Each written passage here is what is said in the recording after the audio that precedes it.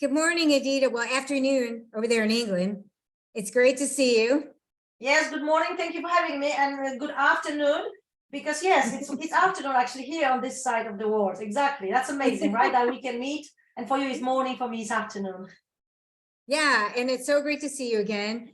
I'm excited about bringing this topic for our listeners out there.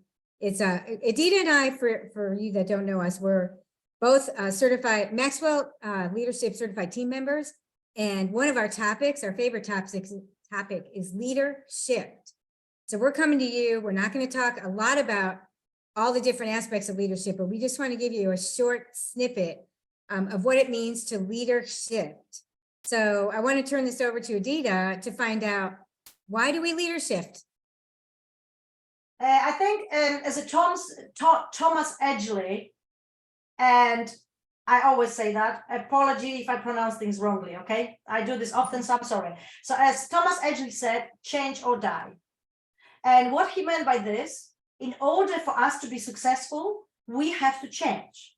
And look, Deborah, we are looking for something in our lives. We want to change things in our life. And the reason and why we do that, and the reason being because we are not completed inside. We are not happy with the current situation we are at. We are not happy with things, what's happening around us. And that's why we're looking for all the different things that can change our circumstances. But what he said, change or die. And that's the only way. We have to change. And it's our responsibility to constantly change and grow ourselves in order to be effective. Because when you don't do it, you will not change the situations. You not change the things in your life. And that's why it's important to remember that. And that's why it's important to be flexible and to do sometimes quick shifts. Sometimes we have to do very quick shifts because of how life goes quickly these days. It does go quickly. And I love what you said about not changing or not staying the same, because conformity, and this is Earl Nightingale, he said, conformity is mediocrity. This is the problem. People conform. So that's people pleasing, staying the same, not really adapting to the current situation. And as leaders, everything rises and falls on leadership, as John Maxwell says. So if we're not adaptable, like you're saying, and being willing to be flexible and change with the current time, who's going to follow us? We can't even follow ourselves because we're going to be treading backwards, uphill without a battle. But I just want to say, leader shifting is really the ability and willingness to make leadership change that will positively enhance the people around us, our organizations, and ourselves. So it really is about not just about the people around us, but it's also about personal growth. That's one of the key things. So good leaders really adapt. And the other thing is, I love this quote. It's one of Babe Ruth's quote, that a home run hit today is not going to be the home run hit tomorrow, because the circumstances are going to change. Like you were talking about, the circumstances will change. What are your thoughts on that?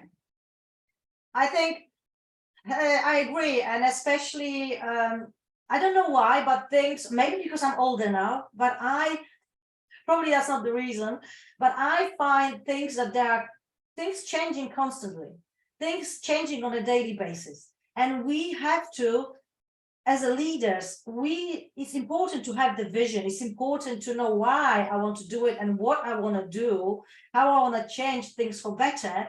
But we have to also grow ourselves, so we'll be able to grow other people around us, our teams, and we will be with them and they will follow us, because we will adapt and we will give them the good examples that actually it's possible to adapt, and actually change is fun. Change can be fun. People think change cannot be fun, but actually change can be fun. It's depending how you look at those things and how do you represent this vision to your people. I love you talking about the vision, because the vision is like the big picture, right? And I love when you said the vision, because many people out there, and including myself at times, can be stuck, right? So when someone has the vision, and they can see the big picture, it's exciting. Like, it's exciting to hear someone that's not afraid to meet those challenges. What do you think about big picture thinking? Oh, I think it's one of the, it's one of my favorites. As the see the picture as the picture keeps getting bigger, and I love that because whatever we started, even we have a great vision for the future, when we grow, the picture will grow with us. So when we grow, of course, we are great today, but tomorrow we're gonna be better, and after tomorrow we're gonna be better and better and better, and this picture will grow with us together, not with us. And that's why I love this, because when we start things at the beginning, we don't see this big picture, and we should never be allowed to capture the big picture because we don't know what's gonna be like. So we can have a little bit of that picture, like that's my vision, that's my plan, that's what I want to see. I don't know why I'm doing those boxes.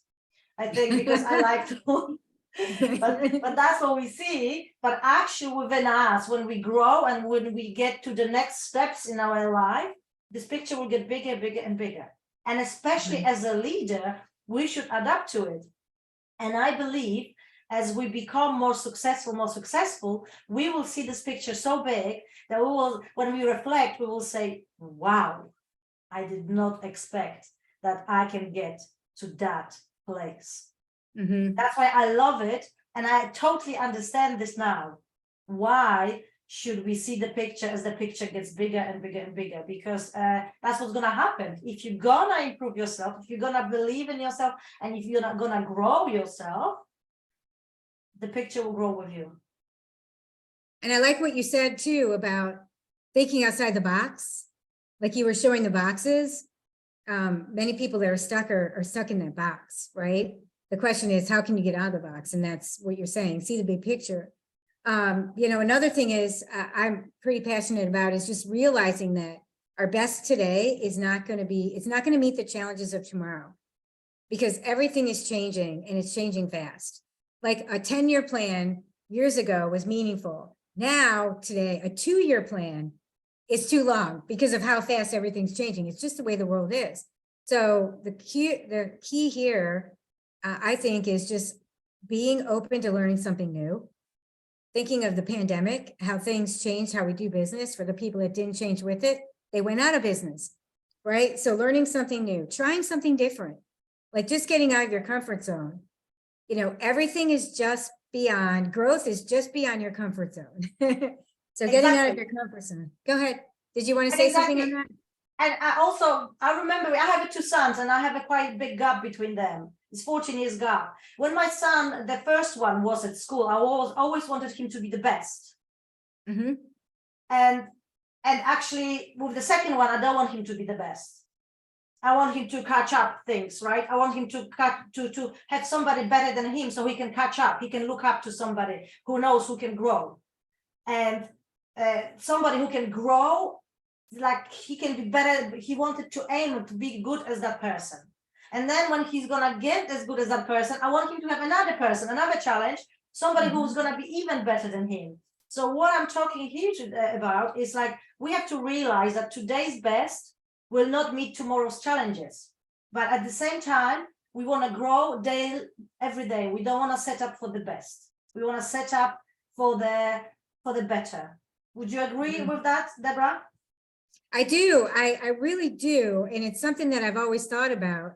When you said you kind of want your son to be around people that are thinking bigger so that he has something to look up to. John Maxwell said, if you are the smartest person in the room, you're in the wrong room.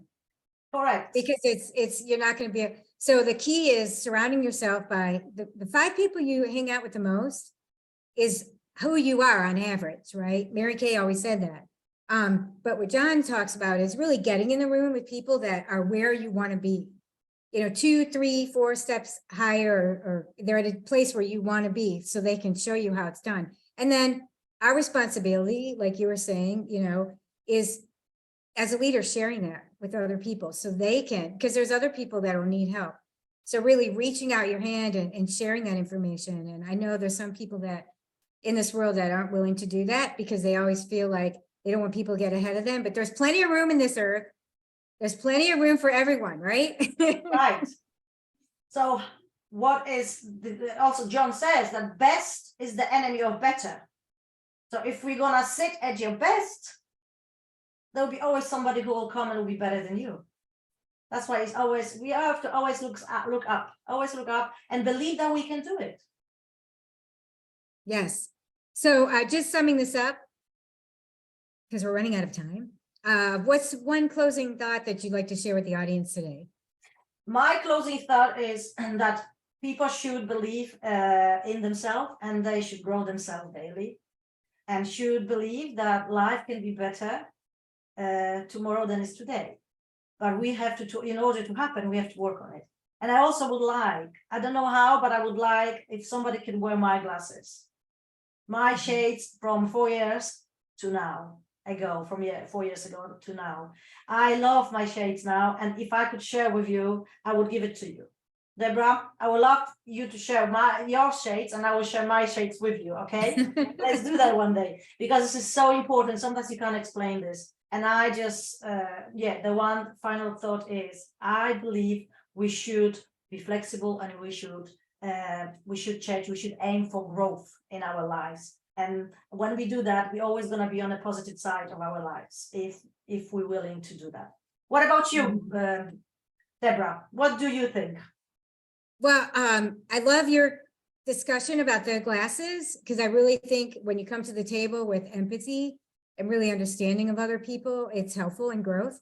But the thing that I'm pretty passionate about is just surrounding yourself by people that are willing to grow with you and really share with you feedback on that growth journey.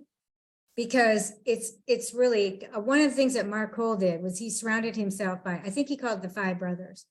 And every month they met and they really talked about, where they were going, and they were all at different levels where they wanted to go in their businesses, but they also talked about the things and gave feedback on what they weren't doing or what they could be doing better, and openly shared that. So I think just being able to listen, to other people instead of trying to sell, the idea that you have, there might be something out there that's either more current, or something that's more relatable to other people. So that's the thing that I, check in with other people that have the big picture too, and share that, as an accountability group, because we can't learn on ourselves. We really have to learn from other people. That's why we're here. We're all universally connected, and taking that journey with other people makes a big difference and helps us to be more adaptable and flexible. So those are one thing that's the one thing I wanted to share to close this off today. And that's why I am with you, my dear friend, because I totally agree with you. I think this was beautiful what you just said. Being with other people I think this is one of the most important things. Be with other people and share and learn from other people. Share with them what you know and learn from them what they know. This is the beautiful. This you said this beautifully. So thank you. Thank you. Yes, learn, unlearn, and relearn. I guess that's the key. That's correct. All right. So thank you, Adita. I'm going to see you back here next Monday.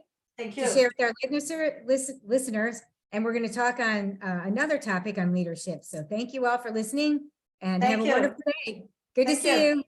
Bye. Bye.